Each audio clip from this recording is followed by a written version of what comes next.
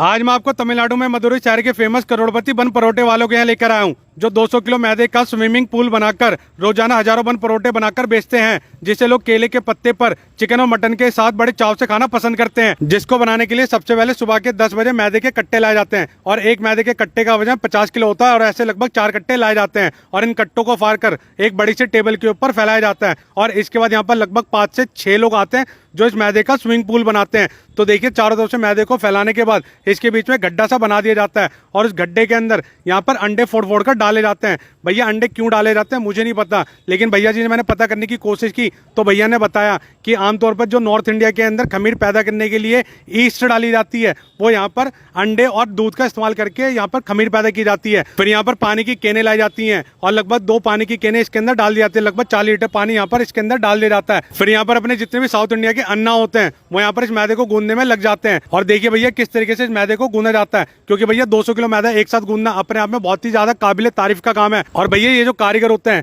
इनको लगभग 15 से 20 साल का तजुर्बा होता है, इसलिए अपने काम में इतने ज्यादा कुशल हो जाते हैं कि बिना मशीन के ये हाथों की सहायता से बढ़िया तरीके से मैदे को गूंद देते हैं। फिर यहाँ पर इस मैदे को 2 घंटे के लिए यहाँ पर जैसे ही छोड़ दिया जाता है, फिर जैसे ही अपने मैदे के अंदर खमीर पैदा हो जाती है और अपना मैदा लचीला हो जाता है, फिर इस सारे मैदे को बड़े बड़े पीसेस में काटा जाता है और बड़े बड़े पीस में देख सकते हैं कि एक बारी में इस मैदे के अंदर लगभग 40 से 50 बन परोठे आराम से निकल जाएंगे। और ऐसे करके फिर इसकी छोटी छोटी लोइयां काटी जाती हैं और इन लोइयों को भी बढ़िया तरीके से लंबा लंबा सांप की तरह किया जाता है। फिर इनके अंदर से और छोटी छोटी लोइयां तोड़ी जाएंगी। भैया ये समझ लीजिए कि एक बड़े से मैदे के पीस के अंदर से एक छोटा सा पीस निकाला और छोटे से पीस के अंदर से भी बहुत सारी लोइयां तोड़ के बाहर निकाली जाती हैं। अब यहाँ पे सारे भाइयों का काम होता है इन लोइयों को बढ़िया तरीके से गोल करते रहना और एक टेबल के ऊपर रखते रहना। इसके बाद इनको चिकना करने के लिए यहाँ पर डालडा लिया जाता है और साथ में एक रिफाइंड लिया जाता है। इन दोनों को बढ़िया तरीके से हाथों की सहायता से मिक्स किया जाता है। फिर थोड़ा थोड़ा सा तेल लिया जाएगा और इन लोइयों के ऊपर बढ़िया तरीके से लगाया जाएगा ताकि लोइयां आपस में चिपके ना। और बीच में से भैया जी थोड़े से करतब भी दिखा देते हैं कि भैया देखो मैं थोड़ा सा उछाल भी देता हूँ।